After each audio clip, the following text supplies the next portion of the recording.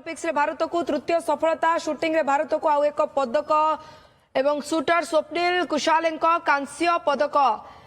50 metre rifle एवं 3 position रे bronze shooter Swapnil Kusale यह प्रथम भावे तांको पदार्पण करिछि भारत को एवं एपर्यंत 3टी पदक मिली 3टी जाक पदक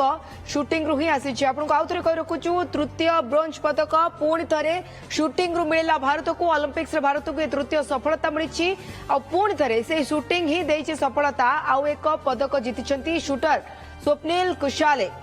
कांस्य पदक हाथी 50 मीटर राइफल रे एवं पोजिशन 3 रे रही ब्रोंज पाई शूटर स्वप्निल कुशाले एवं यह कोटना कोठी भारत को मिलता पदक को 3 संख्यार परिगणित कर 3टी जाक पदक जदि देखा शूटिंग रु ही आसी भारत को मिला तृतीय पदक पुणी थे कांस्य पदक हाथेला भारत एवं एथर पदक आनी भारत पाई की गौरव शूटर स्वप्निल एवं गत काली ही आम स्वप्निल विषय जो भाव चर्चा करते आज जो खबर आसी पहुंचुची स्वप्निल कोटना कोटी भारत को आउ एक पदक देइछन्ती हम सहित जोड़ी होउछन्ती क्रीड़ा संवादिक संबित महापात्र श्रीयुक्त महापात्र आपको स्वागत पेरिस रु आपण हम सहित जोड़ी होउछन्ती श्रीयुक्त महापात्र बेस पाखरु आपण स्वप्निल कर परफॉर्मेंस को देखिथिबे एवं या सहित भारत 3टी पदक रे पहुंचीची सर किबळी देखुछन्ती ये अपूर्व सकाळ पेरिस रे आज गोटे मात्र मेडल इवेंट थिला आज गुरुवार दिन एवं से साकार कर चरितार्थ कर पदक रूपांतरित कर भारतीय शूटर स्वप्निल देखो नाई सीधा सड़क देखिबार सुजोग नहीं कारण आम प्यारिस रे अच्छु प्राय 290 किलोमीटर अधिक दूरतार सहर अनुष्ठित होची शूटिंग प्रतियोगिता तेणु सीधा देखलु कि हकी रु बाहर की आसी समस्ते से हकी और बैडमिंटन पे आज थिला बेले प्यारिस विभिन्न स्टाडियम रे भारतीय सांबादिक माने समस्त नजर किंतु थिला चतुरक्ष उपर एठू 300 किलोमीटर दूर सहर उपर नेशनल जो शूटिंग रेंज अच्छी फ्रांस रो तारी उपरे देखो दुईटी कथा प्रथम कथा होची जे चाइनीज खेलाड़ी जो आपण मेडल राउंड को आसीबा ठीक अच्छे मेडल राउंड को आपण आसिले किंतु मेडल राउंड रो टॉप 8 अंक भितर आपण रहिले सप्तम स्थान रे गत काली स्वप्निल एवं सेठुरु आपण पदक जाय जीवा ए सहज कथा नुहे जदि आरंभ देखिबे बेस भलो नथिला षष्ठ स्थान रे से रही करी आस्ते आस्ते ऊपर को बढ़िले आ श्रेष्ठ प्रदर्शन अति आवश्यक समय स्टैंडिंग पोजिशन आपण जानते 50 मीटर जो 3 पोजिशन ने प्रथम आंठू माड़िकी खेला मानू शॉट लगे होता है शोकरी पेटेकरी शॉट लगे होता है छिड़ा होकर जो स्टैंडिंग पोजिशन रे जो थ्रु पदक निश्चित हेले से आस्ते आस्ते ऊपर को 5 पर 4 पर 3 ये स्थान को आस्ते आस्ते बढ़िले जो अन्य फ्रांस रो जो थिले प्रतियोगी घर दर्शक मानकर उत्साह था सी सब हटुले किंतु कायम थिले पदक जाए ये हूँ बड़ कथा से समय से मुहूर्त आपण जो चमक देखा दृढ़ता देखा ये भारतीय शूटिंग पाई नुआ जुग गोटे नवजागरण एवं 3टी मेडल आसिला 3टी जाक शूटिंग रु आसी सारी तेणु डबल अंक पहुंचीबार पदक जितबार कथा जो आम आशा नहीं कि आसी ये आशा कौन केवल शूटिंग रखुछन्ती श्रीयुक्त महापात्र शूटिंग रो अधिक आसीबार संभावना बेसी अच्छी कारण शूटिंग रो अधिक मेडल आपण पाई जाई परिबे कारण नहल तो नीरज चोपड़ा गोटी आनिबे तेणु एकाधिक मेडल जदि गोटे कौन खेल रु मिलिबार कथा भारत को ता शूटिंग रु आसे जेमते आपण चाइनीज कथा कहबे से संतरण रु कि अमेरिकन कथा कहबे से गोटे गोटे खेल रु पूरा पोछि नियंती मेडल तेणु आमर अधिक मेडल जेहेतु आसीगला 3टी मेडल आसीगलानी पुणी आसंता काली भूलिबा उचित नुहे तृतीय मेडल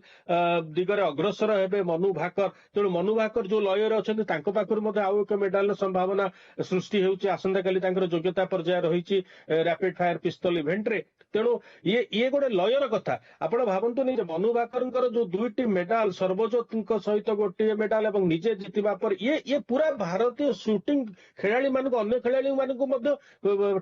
प्रेरित करछि आ परे परे आ किछ समय परे आरंभ हम महिला मानकर योग्यता पर्याय से संभावना रही मेडल राउंड को जीवाई तेणु एक अपूर्व माहौल मु कहि एथलेटिक्स आसीबा पूर्व नीरज आसीबा पूर्व हॉकी रो नॉकआउट आसीबा पूर्व ये सब पूर्व जो पदक शूटिंग रो स्टार माने देई चली अन्य खेलर ଭାରତୀୟ ଖେଳାଳି ମାନଙ୍କୁ ମଧ୍ୟ ପ୍ରେରିତ କରିବ ସର୍ବଶ୍ରେଷ୍ଠ ପ୍ରଦର୍ଶନ ସକାଶେ। ଆପଣ ଭାବନ୍ତୁ ସ୍ୱପ୍ନିଲ 29 ବର୍ଷ ବୟସ, ଯିଏକି ବିଶ୍ୱ ଚାମ୍ପିୟନସିପ ରେ ମଧ୍ୟ ଜିତିଛନ୍ତି ପଦକ। ଏସିଆନ ଗେମ୍ସ ରେ ଗତ ଥର ସେ ଟିମ୍ ଇଭେଣ୍ଟରେ ସ୍ୱର୍ଣ୍ଣ ପଦକ ପାଇଥିଲେ। ପୁନେର ଖେଳାଳି, ସେ ଆଗ୍ରହ କରିଥିଲେ ଖେଳରେ ଯିବା ପାଇଁ ଏବଂ ସେଥିରେ ସୁଟିଂକୁ ବାଛିଥିଲେ ନିଜର ଶ୍ରେଷ୍ଠ ଖେଳ ହିସାବରେ ବା ନିଜ ପସନ୍ଦର ଖେଳ ହିସାବରେ। ସେଥିରୁ ଯାଇ ଆପଣ ଭାବନ୍ତୁ ଯେ ଯୋଉ ଖେଳର ପରମ୍ପରା ଧାରା ବିଶେଷ ଭାରତ ବର୍ଷରେ ନାହିଁ, 100 ବର୍ଷର କି ଇଏ ବର୍ଷର ସଫଳତା ଧାରା ବିଶ୍ୱରେ ନାହିଁ, କିନ୍ତୁ ସେଇ ଖେଳରେ ଯୁବା ଖେଳାଳି ମାନେ ଅଲିମ୍ପିକରେ ଆସି ପଦକ ଜିତିଯିବା ଇଏ ଛୋଟିଆ କଥା ନୁହେଁ। ୟାର ଗୋଟେ ବଡ ପ୍ରଭାବ ଆପଣ ଦେଖିବେ ସାରା ଦେଶରେ ପଡିବ। ସୁଟିଂ କ୍ଷେତ୍ରରେ ଆହୁରି ଅଧିକରୁ ଅଧିକ ଯୁବା ତାରକା ଆସିବେ ଏବଂ ମୁଁ ତ ଭାବୁଛି ଇଏ ବୋଧେ ଆଉ 3ଟି ମେଡାଲ, ଆଉ 2-3ଟି ମେଡାଲ ସୁଟିଂରୁ କେବଳ ଆସିପାରେ। ମନୁ ଭାକରଙ୍କର ଇଭେଣ୍ଟ ଆସନ୍ତାକାଲି ଆରମ୍ଭ ହଉଛି, ଯୋଗ୍ୟତା ପର୍ଯ୍ୟାୟ ଅଛି ତାଙ୍କର ମନୁ ଭାକରଙ୍କର। କିନ୍ତୁ ସ୍ୱପ୍ନିଲ, ଆପଣ ସ୍ୱପ୍ନ ସାକାର କରିଛନ୍ତି କେବଳ ନିଜର ନୁହେଁ, ଆମ ଭାରତର। ସମସ୍ତଙ୍କର, ଆମ ସମସ୍ତଙ୍କର। ଶ୍ରୀଯୁକ୍ତ ମହାପାତ୍ର, ପ୍ୟାରିସ ରେ ଆଜି ଆଜ୍ଞା ଆଜି ମଇଦାନ ରେ ଆଉ କିଏ କିଏ ଭାରତ ତରଫରୁ ପ୍ରଦର୍ଶନ ଦବାର ଅଛି? ବର୍ତ୍ତମାନ ବେଲଜିୟମ ସହିତ ମ୍ୟାଚ୍ ଖେଳୁଛି ଭାରତୀୟ ହକି ଦଳ ଖେଳୁଛି, କିନ୍ତୁ ଲକ୍ଷ୍ୟ ଆଉ ପ୍ରଣୟ 2 ଜଣ ଆସିବେ ପ୍ରି କ୍ୱାର୍ଟରରେ ଖେଳିବା ପାଇଁ। 2 ଜଣ ଭାରତୀୟ, ଏଇ ଯୋଉ ଡ୍ର ହେଇଛି ୟାକୁ ନେଇକି ମଧ୍ୟ ଭାରତୀୟ ସାମ୍ବାଦିକ ମାନଙ୍କ ଭିତରେ ଗୋଟେ ବଡ ଚର୍ଚ୍ଚା ଯେ ଆମ ଖେଳାଳି ମାନେ କେମିତି ଗୋଟେ ନକଆଉଟ ପୋଜିସନରେ